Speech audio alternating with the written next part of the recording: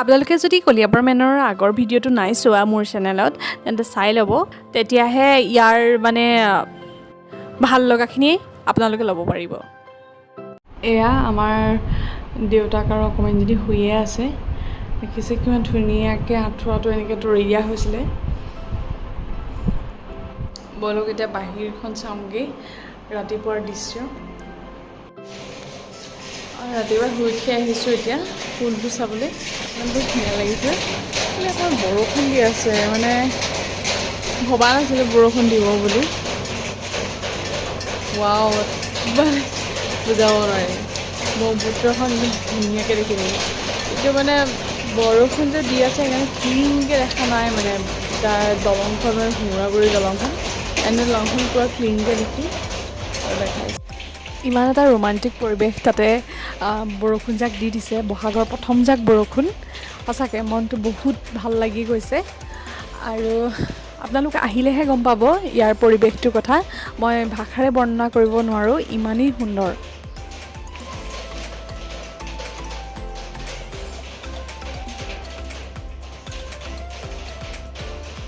এয়া যে দেখিছে, এয়া হৈছে ব্ৰহ্মপুত্ৰ।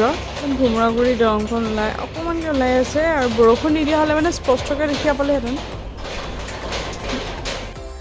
এতিয়া বলক আগফালৰ পৰা আহোঁগৈ।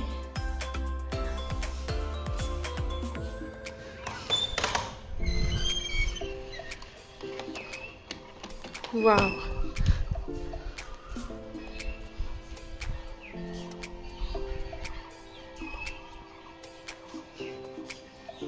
এটা বহুত ধুনীয়া এটা পৰিৱেশ, মানে ৰাতিপুৱা ইমানেই ধুনীয়া লাগিছে। ৰ'ব এই চকীখনত বহি লওঁ। ৰাতিপুৱা মানে ক'ৰবাত পূজা পাতল কৰি আছে, দবা শংখৰ ধ্বনি বাজি উঠিছে আৰু ভাল লাগিছে। মানে ৰাতিপুৱাটো যে ইমান সুন্দৰ হ'ব বুলি মই ভবা নাছিলোঁ। আঁতৰত এখন মানে ডাঙৰ চাহ বাগান আছে। ইমান এটা শান্ত পৰিৱেশ, ভবাই নাছিলোঁ যে এনেকুৱা এটা পৰিৱেশ আমি পাম বুলি। চাওকচোন, সেই ঘৰটোৰ সেই স্তম্ভবিলাক চাওকচোন, কি ধুনীয়াকৈ সজাই থৈছে। বৰষুণ অলপ চিপ চিপকৈ দি আছে, আচলতে সেইকাৰণেও হয়তো বহুত বেছি মানে আকৰ্ষণীয় হৈছে আৰু ভাল লাগিছে। মানে ইমান ধুনীয়া লাগিছে, বতাহ মাৰি আছে আৰু দূৰত ক'ৰবাত পূজা কৰাৰ ধ্বনি আহিছে। আমি এই ৰাস্তাটোৱেদি আহিছিলোঁ, এই ৰাস্তাটোৱেদি এনেকৈ কৰি তললৈ যায় আৰু বাগানৰ মাজে মাজে এনেকৈ আহিব লাগে।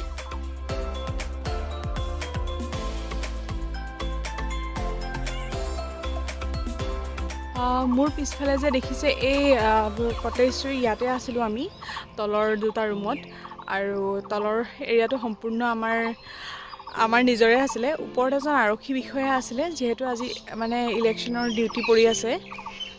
আৰু ভাল লাগিলে, কালি ৰাতিটো আমি ভালদৰে পাৰ কৰিলোঁ। আৰু ৰাতি আচলতে আমি সাঁতুৰি মানে মোৰ নামিবলৈ কোনো ইচ্ছা নাছিলে, মানুহজনে টানি আজৰি নমালে। ভাল লাগিলে ৰাতিটো। আৰু যে এই ৰাস্তাটো দেখিছে, এইটো একেবাৰে ওপৰলৈ যায় এনেকৈ, আৰু ইয়াৰ ওপৰত মানে দুটা কটেজ আছে আৰু পাকঘৰটো তাতে আছে। আৰু এই যে চিৰিটো দেখিছে, এই চিৰিটোৱেদি মানে আমাৰ ৰুমলৈ খানা অনা নিয়া কৰে। বৰষুণ জাক এইবেলি ডাঙৰকৈ আহিছে।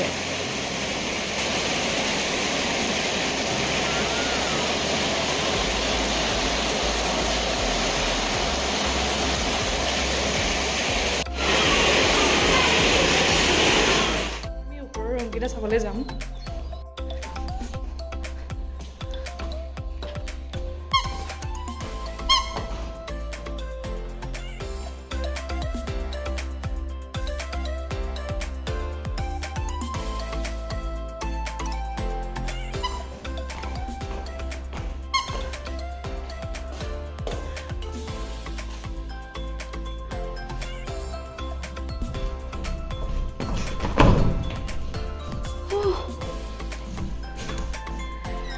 এইটো এটা ৰুম, এইটো একেই আমাৰ নিচিনাই, আৰু ইফালেও এটা ৰুম আছে। সেইটো এইখন এখন ডাইনিং আৰু এইবিলাক পেইণ্টিং আৰু এয়া ফটো এইটো এটা আলমিৰা ধুনীয়া আলমিৰা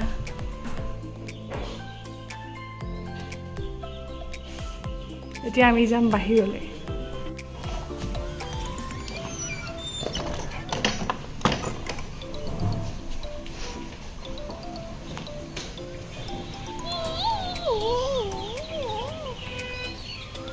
আমি মানে তলৰ ফ্ল'ৰটোত আছিলোঁ আৰু ওপৰত এজন আৰক্ষী বিষয়া আছিলে আৰু সেয়া ব্ৰহ্মপুত্ৰখন আৰু ইয়াৰ ওপৰৰ পৰা সেই ব্যস্ততাহে ভৰা সেই ৰাস্তাটোৰে অহা যোৱা কৰা সেই মানুহবিলাক দেখা পোৱা গৈছে আৰু সেই যে বগা বগাকৈ দেখিছে সেইখন হৈছে ব্ৰহ্মপুত্ৰ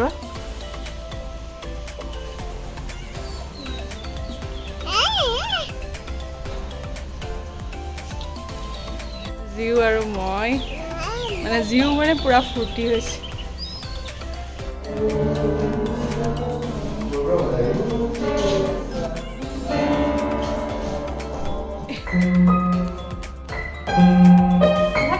মন কৰিছে যে আকৌ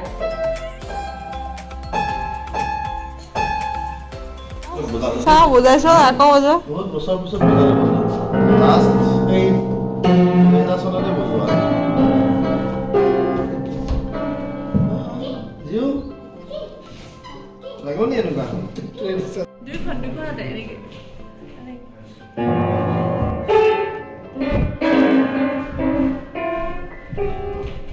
Adieu.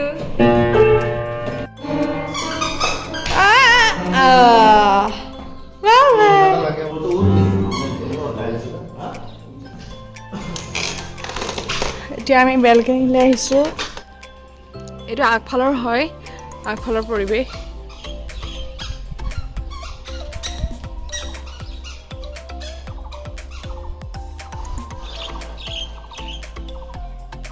কি ধুনীয়াকৈ বনাইছে নহয় প্ৰত্যেকটো বস্তু আৰু মই যে দেখাইছিলোঁ অথনি তলৰ পৰা এইটোৱে হৈছে কিটচেনটো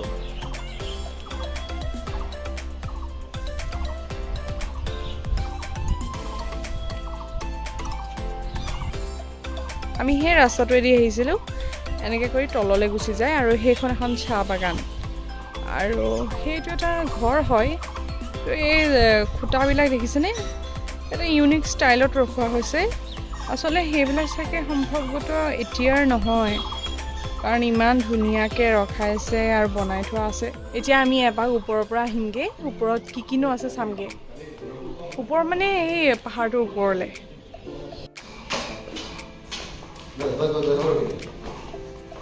অঁ এয়া ফটো শ্বুট হৈছে নেকি এয়া আমাৰ ব্ৰেকফাষ্ট আহি গ'ল এতিয়া আমি খাম আৰু লাহেকৈ পাহাৰৰ ওপৰলৈ যাম জিও মা চাওঁ জিও মা বাহ কি ড্ৰেছ জিও মা বোলা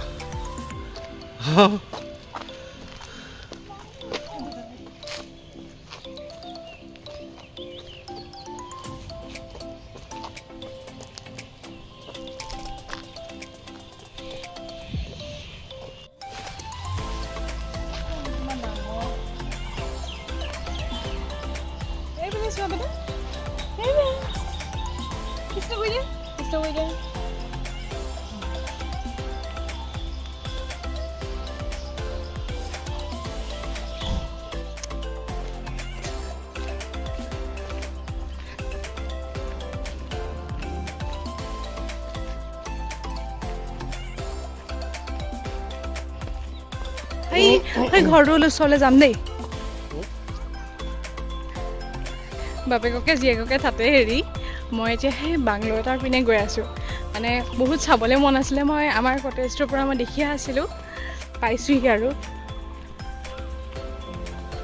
এই ঘৰটোত কোনো নাই মানে হয়তো কোনো মানুহ নাথাকে চাগে একদম নিজান হৈ আছে কোনো মানুহ নথকা দেখি হাজবেণ্ডে পিছফালৰ পৰা বাধা দি আছে যে তুমি গেটখনৰ পৰা ভিতৰলৈ নাযাবা যিহেতু কোনো মানুহ নাই এয়া আমি যাবলৈ লৈছোঁ এতিয়া জিও বহুত ভাল লাগিলে মানে আমি মানে বহুত ভাল লাগে সেইটো বুজাব নোৱাৰোঁ আৰু আমি ইমান ধুনীয়াকৈ সময়বিলাক পাৰ কৰিলোঁ এনেকৈ পৰিয়ালৰ লগত হঠাৎ মানে কিবা এটা প্লেন কৰি আহিলে মানে বহুত ভাল লাগে আৰু আমি আপোনালোকে চাবচোন বহুত দীৰ্ঘদিনীয়া প্লেন এটা কেতিয়াও সফল নহয় বাকী আজিৰ ভিডিঅ'টো কেনেকুৱা পালে জনাব বাই বাই